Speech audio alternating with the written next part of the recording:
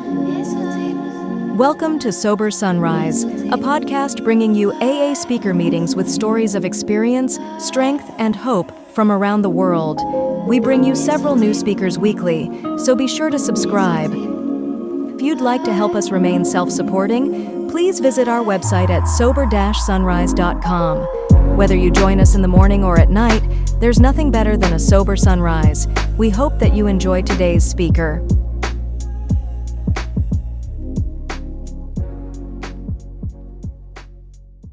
I'm Zach, I'm an alcoholic. This is going to be a panel workshop broken up into 4 sections. We have Arnor K, whose name I butchered, from Iceland here, and he's going to talk to us about a couple different things. First, the first panel will be carrying the message, where and how to find drunks, and how to handle a wet drunk. He will talk on this for 40 minutes. After the 40 minutes, there will be 20 minutes for questions. Just so everybody understands, a question is a sentence worded or expressed so as to elicit information. Okay? So I give you Arnor.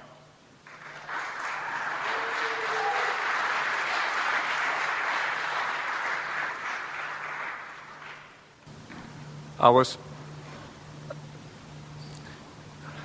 like some of you know, I've seen your faces during this week. I've been nationalized. I've been had speak because I'm fresh blood. I'm fresh meat. You haven't heard me before, and the if you're familiar with the word trolling, you know, as in you know, being a bully online. The bullies that told me to take a detour to New Orleans, they said, yeah, we're gonna have you do this, and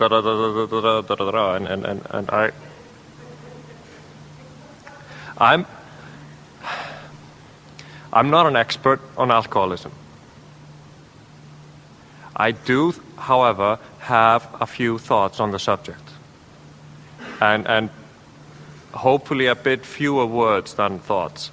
I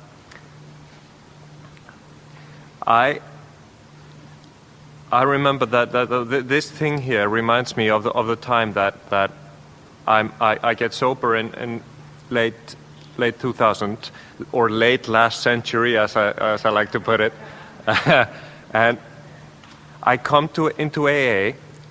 And I don't like anything that anybody has to say about anything. I'm combative.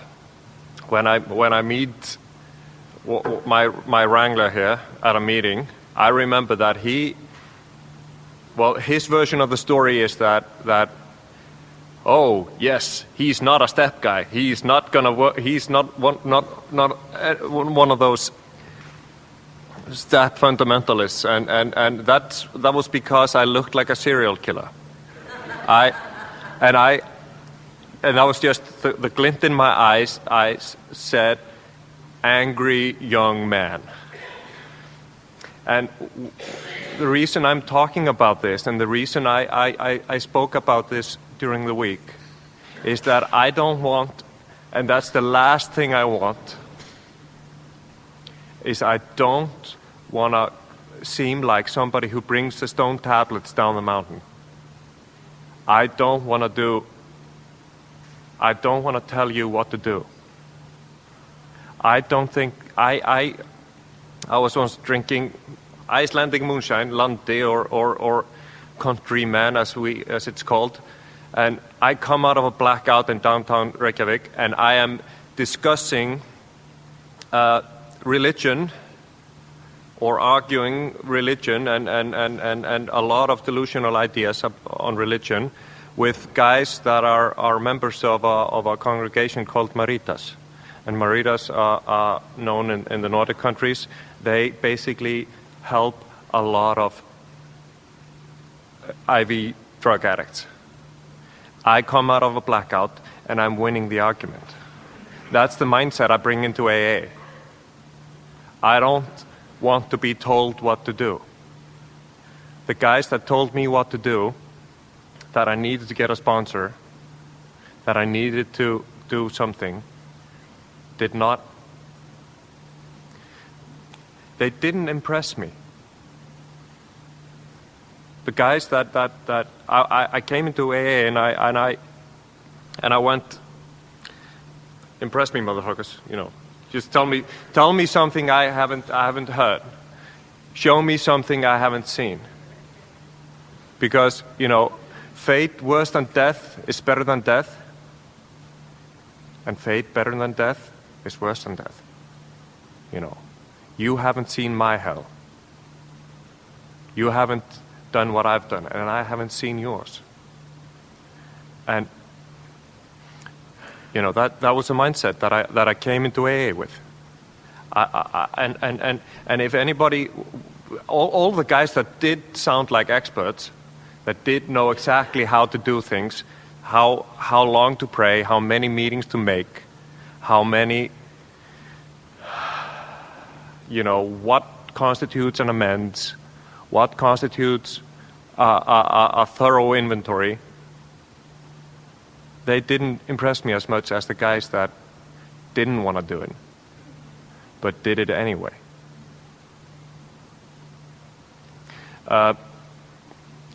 There's this one guy, and he's still sober, and he's doing fine.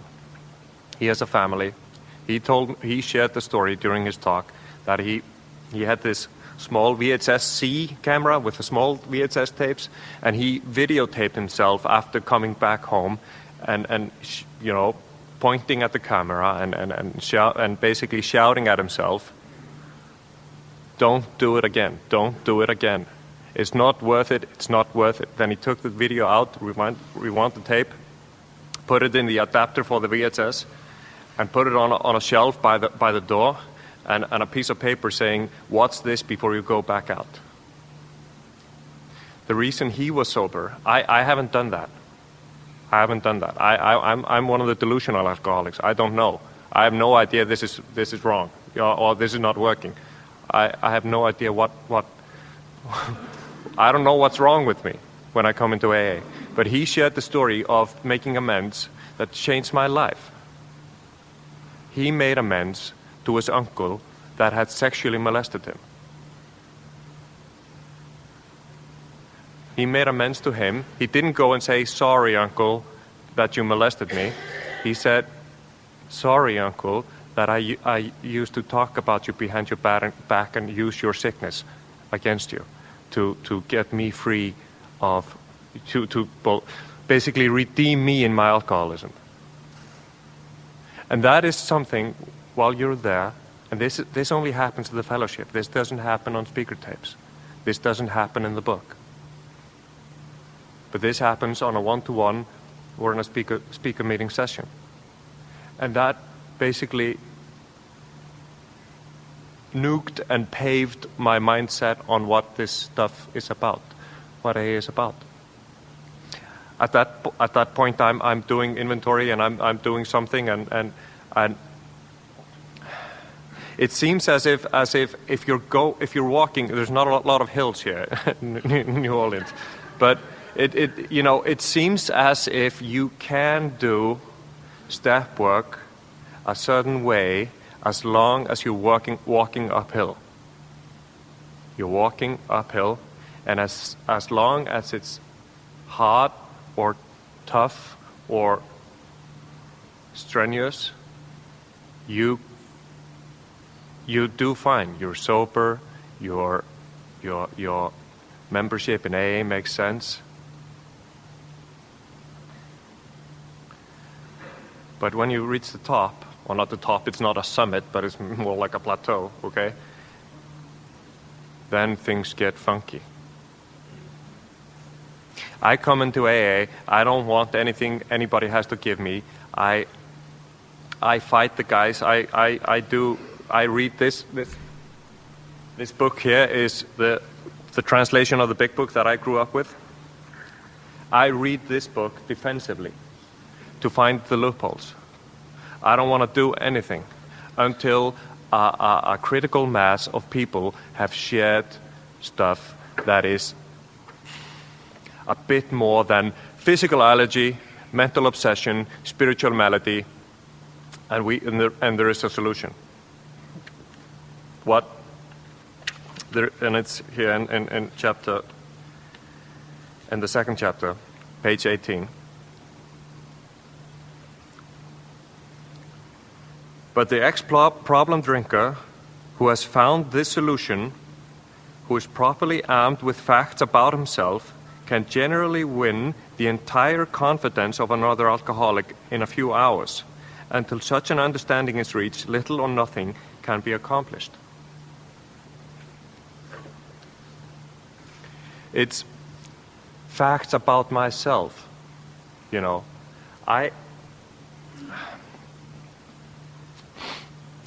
And the facts about myself have been the same the whole time. I do the exact same steps. I do use the exact same big book. But I'm a bit more unrelenting, ruthless, or grim than I used to be. Because I thought alcoholism was just about, fixing alcoholism was just about getting sober. And it's not. Like if you heard me during the week, it is not. I went batshit crazy. That's why the troll in the back, he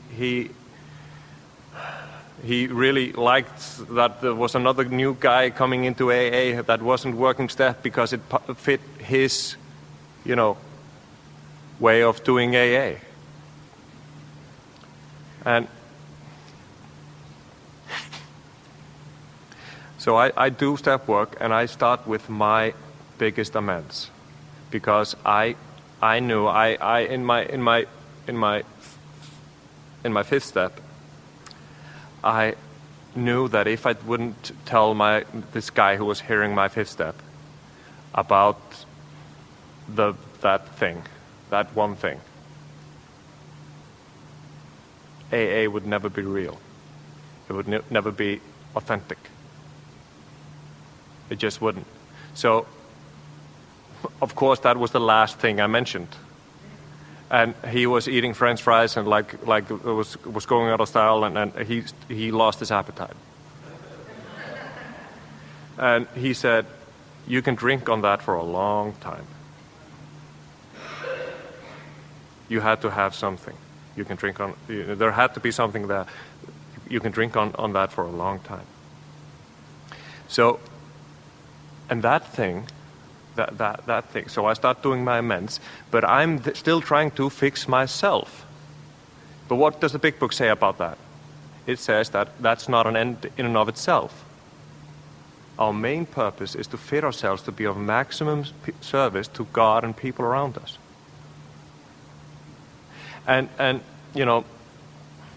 so there's a method to the madness. There's a method to the madness. I'm not just, I don't have anything scripted. I have a big book, and I have some squigglings from Zach here, and I have my experience, and I'm translating on the fly. This is not something that is set in stone or licked into marble like some of us say in Iceland. This is not. There is no way. What the method, however, is. I would sit in that meeting, and I get these visions. I've started telling about my vision stories, but I'm sitting in a meeting, and somebody's at the podium, and I feel like there's a puzzle hovering in the air in front of the podium, and he says, yeah, and that physical allergy, and I was stamping on boxes, and I was going nuts, and I was, that's the physical allergy, and I would get a piece of the puzzle, and then he would say, yeah, and then I wrote everybody down I hated, and la la la la la, and I got a piece of the puzzle, and I got a piece of the puzzle, I got a piece of the puzzle, and during the meeting, which is usually an hour and 15 minutes, I would get a piece of the puzzle, but there would be something missing in the middle, and doing AA as a guest, as a receiver, was the reason that I didn't see or didn't get that last piece of the puzzle. Because, if we go to page 1 of the big book, first printing, which was the doctor's opinion, then the doctor says, in the course of his third treatment, he acquired certain ideas concerning a possible means of recovery. As part of his rehabilitation, his own, that is, he commenced to present his conceptions to other alcoholics, impressing upon them that they must do likewise with still others. Period. New sentence. This has become the basis of a rapidly growing fellowship of these men and their families. There is a program of Alcoholics Anonymous, and it's in the big book. And it is expanded upon in the 12 and 12. And we get a lot of context from Pass It On. We get a lot of context from Pass It On and Dr. Bob and the Good Old Timers. And then, the really nerdy of us, if you know any AA history buff dude, talk to them. Get the stories. Go to, it's called Big AA History Lovers or something. It's a website. And it talks about the story of Fred. What the context of that story is. And it's because, these are words on a paper, right? But this is just like a recipe for bread. This recipe only acquires meaning, its fullest meaning, when you bake a bread out of the recipe. And if you only bake a bread for yourself, you are losing out. Okay. So I've started doing steps, and I've done something, and I feel like Wile E. Coyote.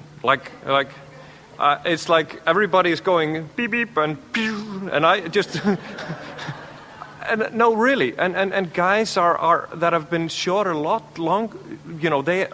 I have by that time I've started working steps, so I'm basically 8 months sober, and I've started doing my amends at 10. And these guys are flourishing, and I'm not. Because, why? They are working with others. They are carrying a message. And I didn't feel like I could. Because I hadn't learned all the tricks. I didn't really know how to show them how to do inventory. My first four-step inventory was random. It was there's a bit of force in chaos. It wasn't even chaos. It was more like a Jackson Pollock than Picasso. It's more like just whatever. And I talked to my sponsor about why the hell why do I feel like that? I've been sober 10 months. Why do I feel like that? And he said, it's time to sit down and read the next chapter together. And I go to his house, and we sit in his kitchen, and he says, okay, go to page, what is here, 89. And read, and he's there, and he's just going. He's an asshole, He really is an asshole. He has this thing that he seems to watch himself more than he pays attention to others.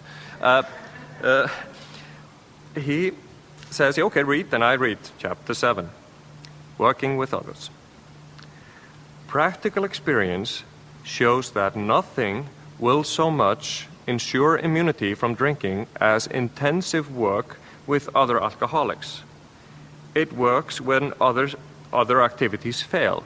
This is our... And then he would go, stop. Go back. What, read again? Yeah? Okay? Practical experience shows that nothing will so much ensure immunity from drinking as intensive work with other alcoholics. It works when other activities fail. This is our, and then he would stop me again and have me read it again. And then I would read it when I would ensure immunity from drinking as intensive work with other alcoholics. And then he stopped and said, what do you think that means? I know enough people in AA who know enough of the history of AA to know that this is not a grammatically correct. This is not grammatically correct English, not all of it, okay? It's not a quality piece of literature. It's not, the guy who wrote it, basically most of it, he had 4 years sober, which is not a lot today. There is not a lot of insight. There's not a lot of, this is not like a religious text that has been polished and made better over the centuries, like the European fables, fables like Little Red Riding Hood and Iron John. I recommend that women who want to are desperate enough to check out why they're so fucked up, why they feel fucked up, and I only mean the fucked up women. Check out the original Little Red Riding Hood. It's good stuff. The Disney version, the Disney version is very PC. Okay. Yeah, the part with Little Red Riding Hood eating her grandmother's innards and drinking the blood. It's good stuff, and it tells a story. And this is not one of these pieces of literature. It's not that deep. It doesn't have all that stuff. It doesn't have the wisdom of the ages distilled into a few words, like fables do. But at the same time, this book is written from a point of view. Something amazing happened, and it was amazing. They didn't know what was going on. They realized they had something big, so they started writing a book, and this is the result. And they write, their own practical experience shows that nothing will so much ensure immunity from drinking as intensive work with other alcoholics. I heard somebody at a meeting talk about Alcoholic number 3. His name was Bill Dodson. I highly recommend Alcoholic 2.5, the one that didn't get sober. Dr. Bob's son shares about that in one of his talks. But he eventually got sober, that guy. But their experience was that if you work with other alcoholics, and not just work with other alcoholics, but intensively work with other alcoholics, that nothing, no prayer, no meditation, no inventory, no nothing, it works when, and in the multi-lith version of the big book, other spiritual activities fail. They removed that from the first version for some reason. It works. If you really want to be sober, work with other alcoholics. Work intensively with them. If you want, you can talk to Zach about what intensive means. But I'm going with, it's a lot. It's a lot. It's not something that is easy, or it's not something that is like we say in Icelandic, snirtilegt. It's not something neat. It's not something that fits my schedule. It's not something that fits with the rest of my life, necessarily. Some of it does, some of it doesn't. It's intensive, okay?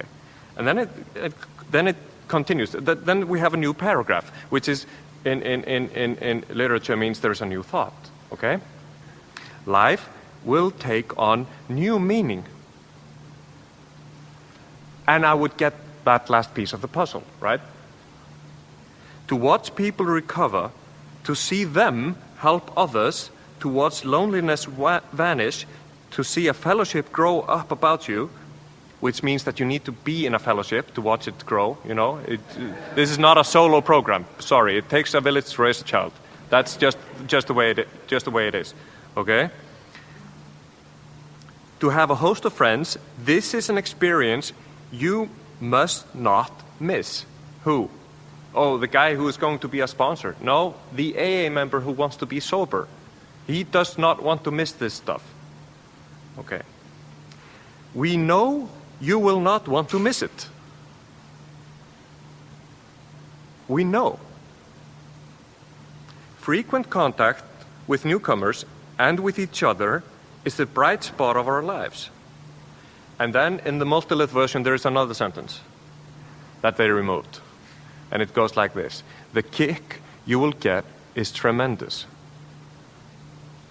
The multilith version, for those who don't know, is the original manuscript. That's the proper name is the multilith version. That's the manuscript they passed around. The kick you will get is tremendous. Because, you know, I thought I had a problem. I'm going to my first meeting in the car that I bought from Mom, paid the first payment, the down payment, but nothing more. And I'm feeling sorry for myself, not having a job, not having a girlfriend, not getting things my way. And now they want to tell me that I'm also an alcoholic.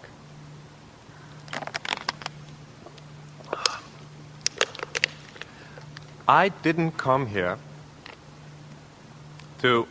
I came here. I don't. It doesn't even make any sense. My train of thought at that time didn't make any sense. It was gumbo. It was coleslaw. It was just, yeah, whatever. But there is a thing here in chapter 5. Some of you may have read it before. Rarely have we seen a person fail who has thoroughly followed our path. Those who do not recover are people who cannot or will not completely give themselves to the simple program. Usually men and women who are constitutionally incapable of being honest with themselves. And I thought, yeah, this is about honesty. This is about I should stop stealing at work. You know, it's about you have to do AA in a way that makes sense. You have to do AA that is not just filling in the forms. And it's not about just, you know, dotting the I's and crossing the T's. It has to be something. And being on the receiving end of AA in strong AA like I got sober in, that was a strong fellowship. They would call you out on your shit, and they would heckle in meetings, but they would heckle old-timers only. Yeah.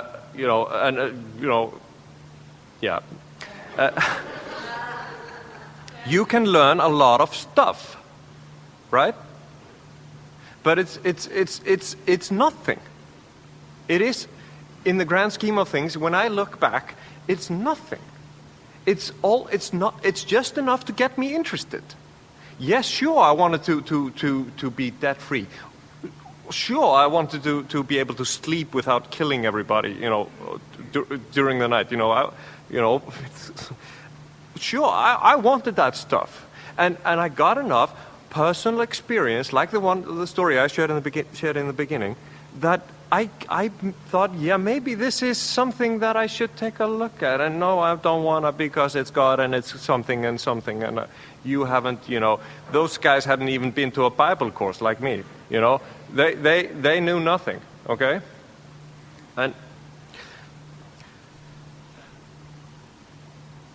But honesty is honest with results. How is it going? Honest with your train of thought. How is it going? My sponsor, I'm 6 months sober, and I'm talking to my sponsor, and I'm driving my car, my stolen car, you know. It's Mom's car. She doesn't need the money right now, and you know, it's okay. And I stop at this gas station where there's a vacuum and something, and I'm talking on the phone like this, and I'm going through all the shit in the car, and I'm taking out the old bottles and throwing them in the trash, and my sponsor is talking to me about that basically he's giving me a summary of what the steps are about. And he's up to step 9.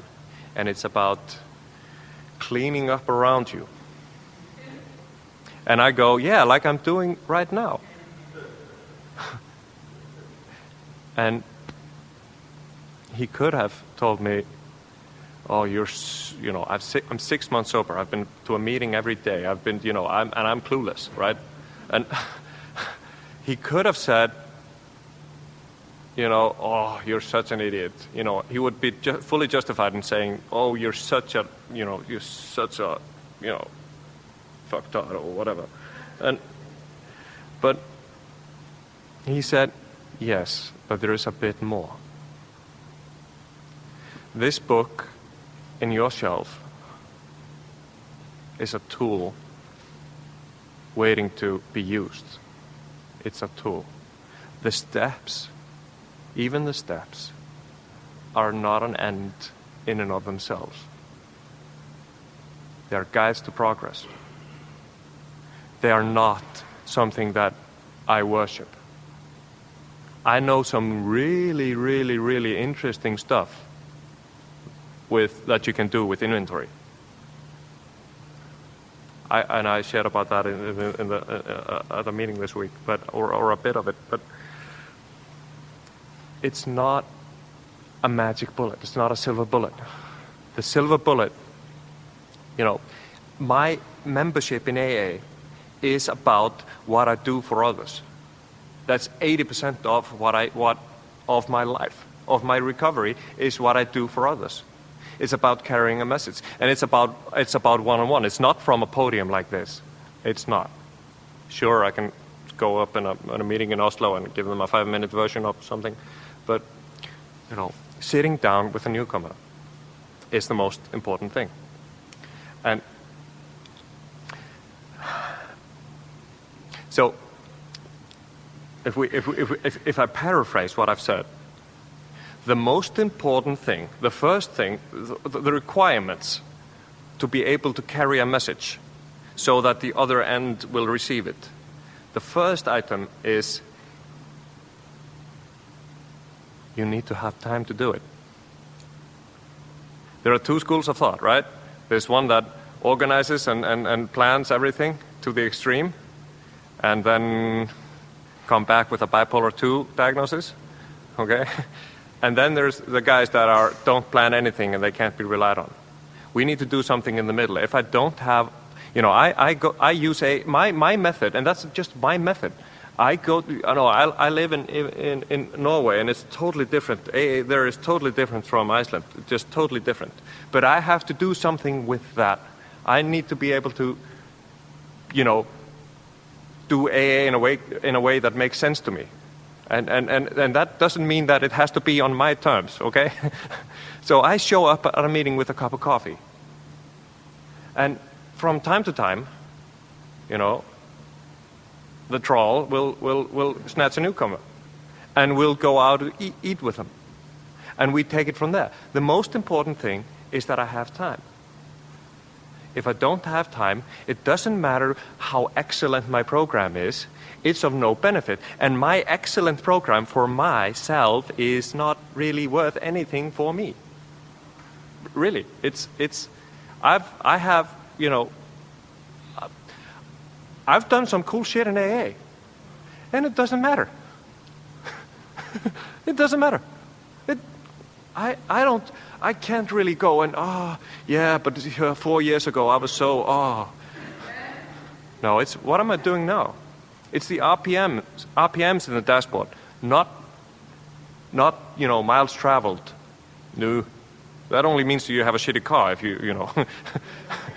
And it's not the speed you're traveling. The gearbox, I'll take this bitch up to the 13th gear. No, how effective you are? No. I don't get any peace from that. I don't get anything from that. I get for my effort the RPMs on the engine. That's the return, okay? I need to have time. And I need to have fucked up my life. Because nobody is going to listen to anything I have to say coming from a place of, yeah, but I never did that. I never did that because, you see, I'm so smart. I don't really have alcoholism, you know. They won't trust anybody except, they will only, it's easier to trust somebody who has screwed up their life. So be open about the screwiness. Be open about it. You know, that's why I talk about peeing my pants and puking on every square inch of my body except between my ass cheeks. You know, it's because that's the kind of guy I am.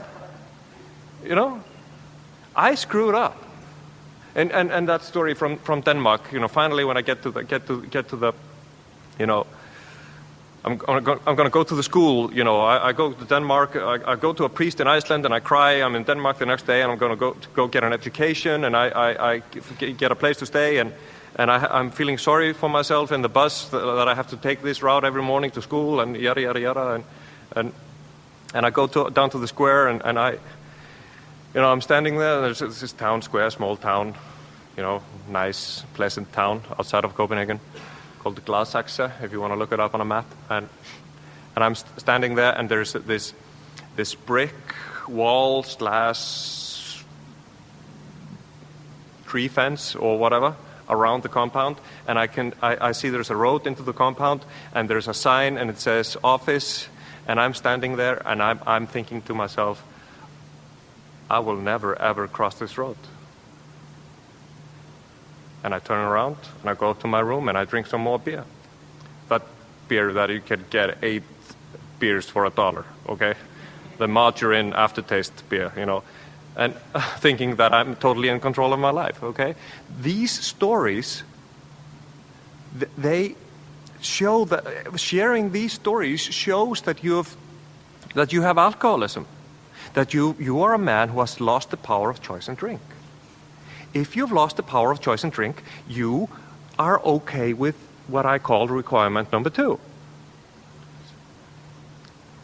Number 3, you need to have done something about it. There is nothing in this book about getting yourself a sponsor, let alone, then there's nothing in this book about your sponsor having to be 2 years sober.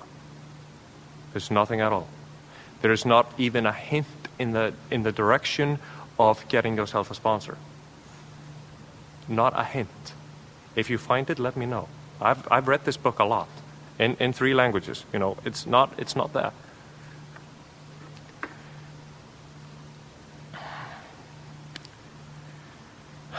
It's mostly about, you know, it's the invisible rowboat. That story you guys have. You know, just get in the boat and row, you know. Yeah, but it doesn't make any sense. Yeah, but we're sober, dude. You know,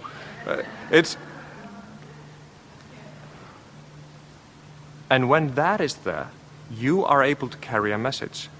That is it's an order of magnitude more important that you get someone's trust than the fancy smancy stuff, you know, the consequence list or the powerless and powerlessness list or whatever. All that stuff is secondary. Get them to trust you, and you can't do it if you come down from the mountaintop with it. You know, I'm here as a fuck up. You know, how do you prepare for this? You know, I drink moonshine. Okay, that's the stuff I do. You know, I pee my pants to you know, until the salt from my urine makes the mattress crunchy. Okay, you know. I'm not an expert. I'm just trying to do my very best. And I use this book. And I doubt myself, and I doubt the stuff that I hear in the rooms. I doubt everything. And I try anything. Yeah, thanks.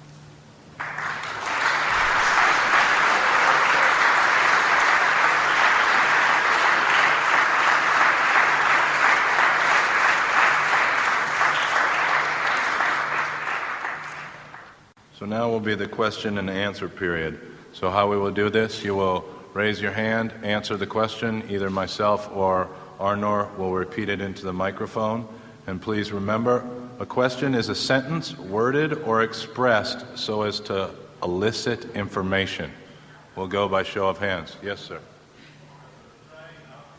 Hi, Shane. Shane wants to know if this is an honest program.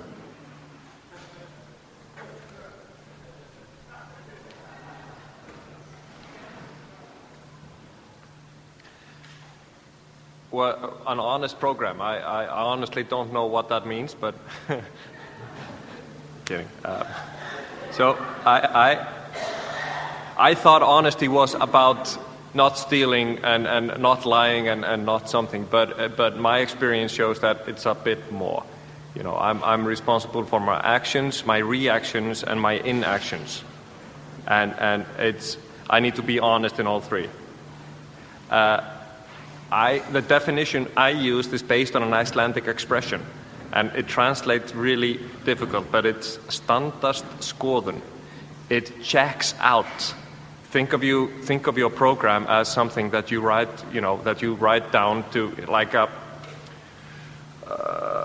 books. Not a book, but you put it on the books. You write something down, and you have 24 hours and you have a child, and you have something. You have you have to go to a iron lung, 2 hours a day or whatever. You have stuff that you absolutely need to do. The honesty of it is being so open with it that you can write it down, everything you do, and show it to somebody else. You don't have to show it to everybody else. It's just that if anybody finds out, that's okay. Yeah, he didn't have time to make it to a meeting at his home group every week because he has his child every week. And yeah, if you don't have a child and you pretend like you do, you're dishonest. It's not about lying. We have two different words for honesty and lying, and there's a reason for that. It's honesty is more about doing everything you do with a whole heart. And if you want to do this program half-assed, that is allowed, but the results are basically dictated by your honesty. How fully, how deep down into the ground you press the plow. To give you an expression.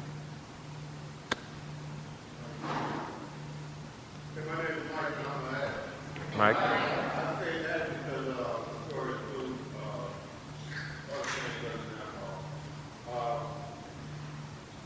when is a good time to start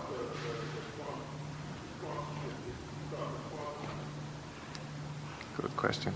Okay, so to repeat the question, Mike asked, when was a good time to start sponsoring? And to give you and this is not, I'm not just saying this to be funny, as soon as you stop throwing up.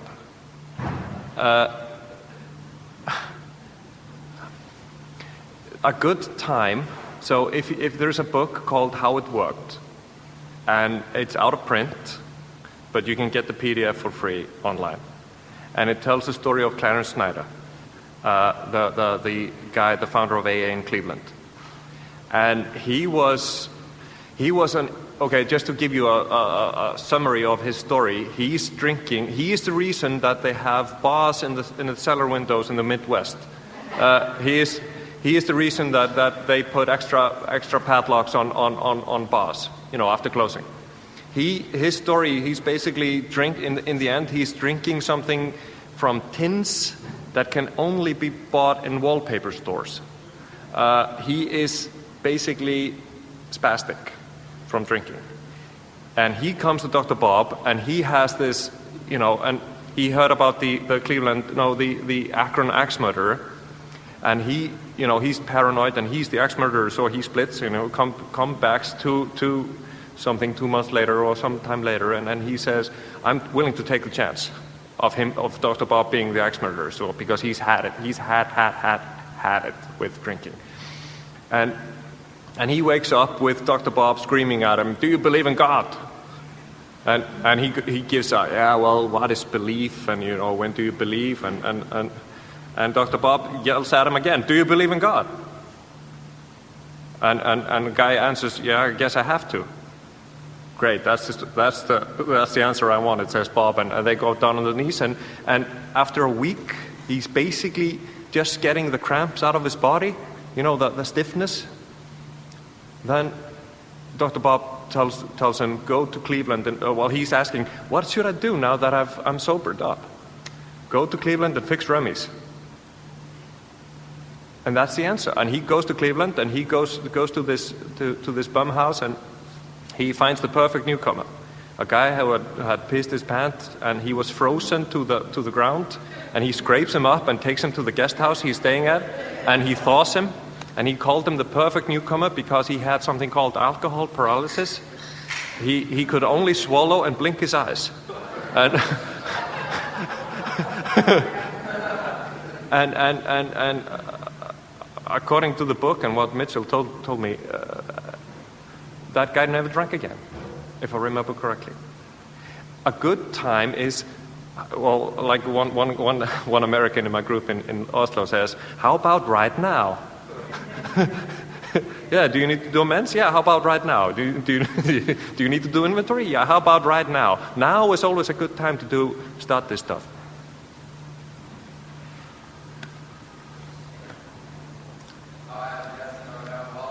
And that's then.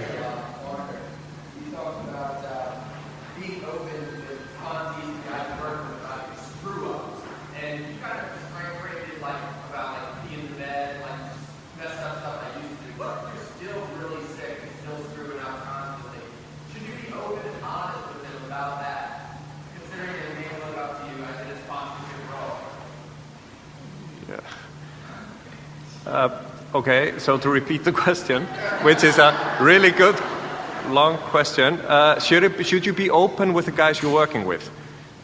And do you sacrifice your stature you may have in their life?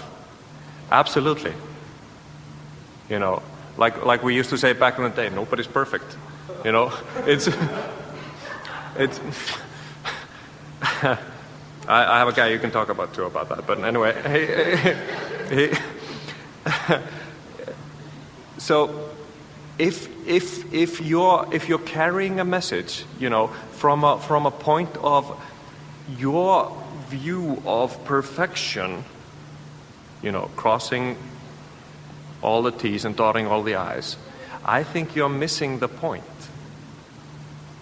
There's an author called Arnor K.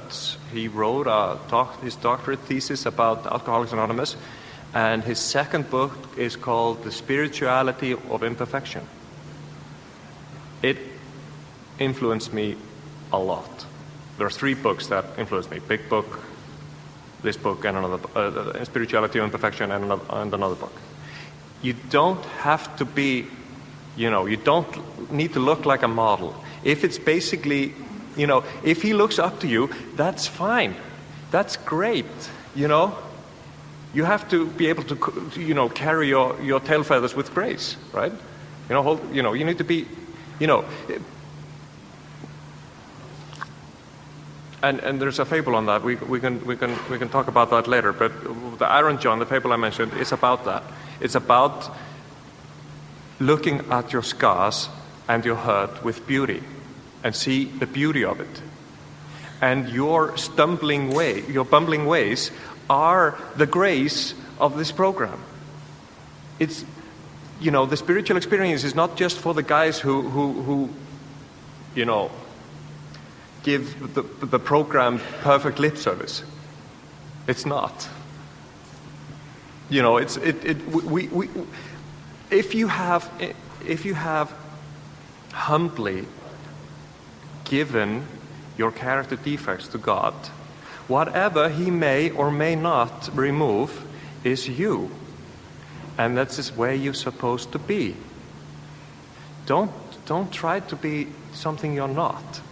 Don't try to be fake spiritual. Newcomers will pick that shit up like I did, coming out of that blackout in a heartbeat. Absolutely. It's because they know they can't be perfect, right? So why not show them it's okay to be imperfect? Why not? And I watched the man I called my sponsor. He tried doing that, not sharing about the stuff, and he stopped doing it because it's a whole lot of pressure. There's a whole lot of pressure and a spiel. It's a spiel. So be broken, be imperfect. If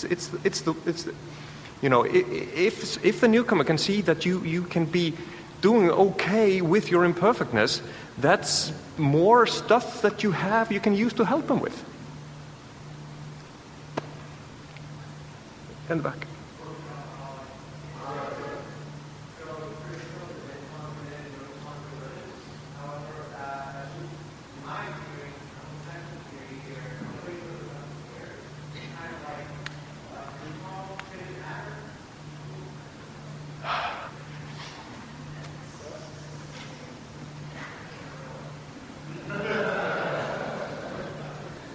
Yeah, he asked whether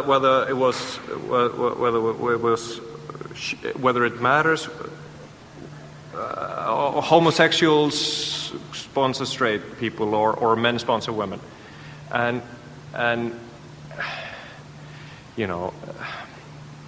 there's a piece of text that is hard to Google, but I found once. It's the 8 deadly sins. And it's from a tribe somewhere in the desert, or monks in the desert, and they split pride into 2. Your regular pride, and then something called vainglory. And vainglory is guilty as charged, or I have been. So vainglory is if you're sponsoring women and just to show that you can. I don't think that's the correct way of doing things. If you are trying to reach a newcomer, like I have done step work with women, sure, inventory and fifth step and stuff, yeah. But I need to be 100% certain, 100%, that I wouldn't try to use that to get them into bed with me. And I also, since then, that's only half of the picture. Because if they want me to sponsor them because I am vainglorious, it's not the thing. It's not the right thing. Sponsorship is based on trust. Absolutely based on trust. And not the trust of being able to he will not spill my secrets. I don't have any secrets anymore. It's not that. It's based on I talk to my sponsor once in a while, and just to check in, okay? If the newcomer, I have a hard time understanding how gay men are not men. It doesn't make any sense to me that they need a woman sponsor. It just doesn't. I know half of the requirements, that there's no chance ever that I will ever do anything. But if they are doing it, I just go, no, you need somebody else. But then again, I don't sponsor anybody. I'm not anybody's sponsor. I'll go into that later. But I don't call myself a sponsor. I try not to. But if you can be one of the village that helps somebody through a difficult time, or talks to somebody, then that's great. You're doing 12-step work. You don't have to have a title at all. And I think women help men, and men help women in the fellowship and in the, out for coffee afterwards and all that stuff. Okay. Another, yeah.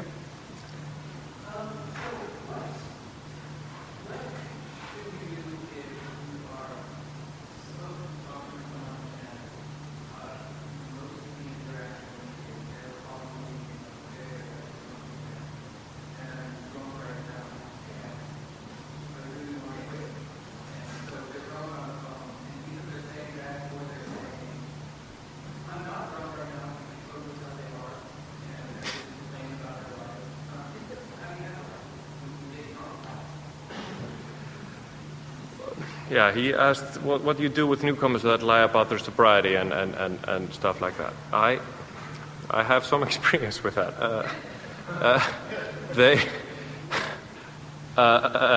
And not just with that they're drinking, they're smoking pot or they are doing steroids. That's really popular in Iceland. And they are calling you for a reason. They call me for a reason. You don't, if you wanna have somebody who validates your take it easy, laissez-faire ideas about Alcoholics Anonymous, I'm not the guy to talk to. I'm just not. And they call me for a reason. And they usually call me because they know I'm just as nuts or as they are, that I'm coming from a similar spot. And I don't, there's no, okay, so if I'm working with somebody and he has to fulfill a standard for me to be able to talk to them or give them direction, I'm not carrying the message to them, right? Because I am blocked. I believe in working with the willingness that the alcoholic has. And I'm lucky. The asset that I have is I've done some stuff that is not nice, okay? And I've made amends to the best of my ability. I am what is known in the spiritual acrobatics of AA. I'm current with my amends. And I believe that this stuff is either early days, but if you're talking about a long-term member of Alcoholics Anonymous that can't keep it together, it's about amends. It's about unmade amends. Alcoholism, you don't do this to yourself, you don't drink yourself to death or close to death or into bad health or your liver gangrenous because you want to, because it's fun or anything. You are compelled. And that compulsion comes from unmade amends with being all fucked up inside. And so I just this fall, there's a dude in Oslo, and I told him, dude, yeah, you want to write a new inventory, you want to start from the beginning. I don't want to, I think that's a waste of time. I am allowed to be wrong about that. I am fully allowed to be wrong. Being wrong is a human right. Okay? If you don't use your human rights, they will take them away from you, okay? If you don't use your rights, okay? And I basically just told them, dude, let's talk again when you've flown back to Iceland and started making your amends. You don't need to show up for a job, you don't need to do anything, you have nobody's demanding anything of you. You have nothing but time. You have nothing but money. And he has a lot of money, okay? And just do it. And it's intuition, basically. Use your intuition. And there is room for experimentation. Absolutely. Absolutely room for experimentation. Absolutely. There is experiment. Experiment. Have him do whatever. Do something else. Do something new. So there's no hard and fast answer to that question, but talk to some of the guys around you and say what they have to say. Squeal the newcomer to the sponsor. I squeal newcomers to the sponsor all the time. Doesn't matter whether the newcomer has 1 or 20 years or whatever. I don't care. Squeal the newcomer to the sponsor. Absolutely. Somebody who has the newcomer's trust. Sorry, I couldn't do any better than this.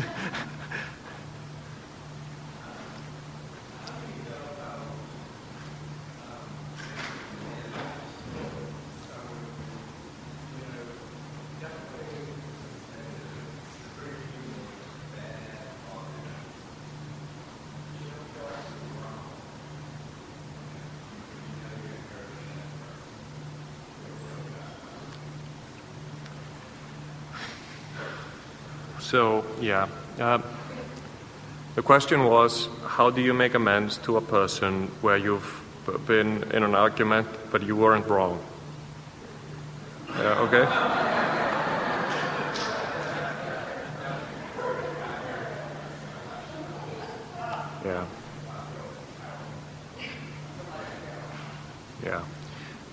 to make amends, if you use a dictionary, or or somebody who has 25 years of dictionary in his head,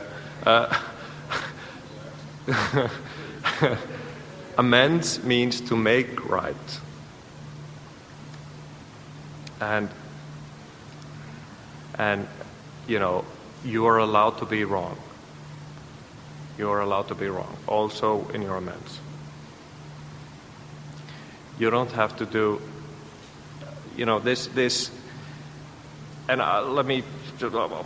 it's a delusion, it's idiotically delusional to think that you have to practice amends, okay? Just think about it. Just think a bit about amends. Amends is not something that you should be. If you start with the easy ones, if you take your grandma and and you work your way up there, and then you end with a girl you stopped in kindergarten or whatever, you know, you are trying to be better at something that you shouldn't be good at. You just shouldn't be good at making amends. That's running the show. That's a spiel. You know, the closest parallel to what I think you're asking about is, you know, is the story that I shared about the guy who was molested by his uncle. He was not willing to take chances with his alcoholism because he knows he has alcoholism. You know, when he shot that video, it was not about his uncle, right? He just didn't want to drink anymore. He did what he could do, you know, and we clean up our side of the street. And making amends is basically, and this is my humble opinion, it's not about saying sorry. It's not at all. There are a few requirements before that. You have to face the hurt, the damage caused, the hurt caused. That's the major thing. Fixing that with a $50 bill or whatever is secondary. You know, this is about facing life. Absolutely.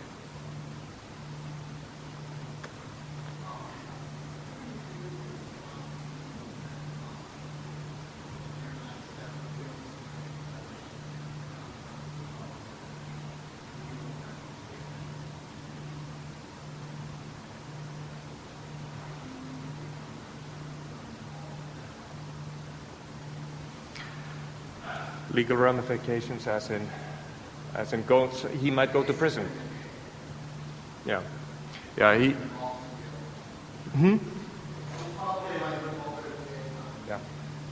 Yeah. The question was, how do you deal with helping somebody make amends where he might have personal consequences? Okay. I don't live in the U.S. Your legal system is totally different from the rest of the world. It is. It's common law. It's only used in Australia, New Zealand, the UK, and the US. And only partly here, interestingly enough. We have a civil law system. It's different. So I'm not a lawyer. But there is this guy, one guy in that I know who made all his amends, but he didn't pay that back the taxman, and it was a lot of money. I think it was $2 million, and he was going out in AA, and he was sponsoring guys, and but he felt, not real, and he's waiting to be called in to serve time. He's not at the top of the list in Iceland. We inmates vote in Iceland, in prison. Okay, it's a different system. Okay, he's willing, and the statute of limitations is about to run out, but he was willing, and the big book has a story about that too. No more. One more question. No. I'm asking. He's my handler, by the way.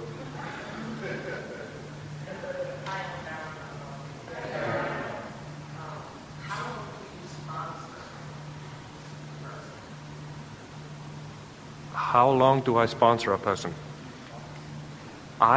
If somebody asks me for help, I will do the big book. I will read the big book if that's the thing to do. With retreads that know AA and drank again, that's usually not the thing to do. We will go and do other things. Not book stuff, even, not literature-based stuff. I would go and put down hardwood floors for one guy. And that's how his sobriety, the only sobriety that he's ever had that stuck. We did hardwood floors, and that's why I do this. You know, when you say yes to working with somebody and he wants to do stuff, I believe that is forever. As long as he wants to talk to you, you are, as long as he wants to talk to me, I am bound by a lot of things. I don't want to say honor, but I'm bound by a lot of things to be there for him. Absolutely. But there is no set time limit on how long step work takes. No. If you're thinking about the arts and crafts stuff, you know, the 4 to 9, which I call arts and crafts, you know, it's that there's no limit on that. But the point of the book, and it repeats it over and over and over again, is conscious contact with God. And conscious contact with God is not arts and crafts. It's just not. So take a 5-minute break, okay?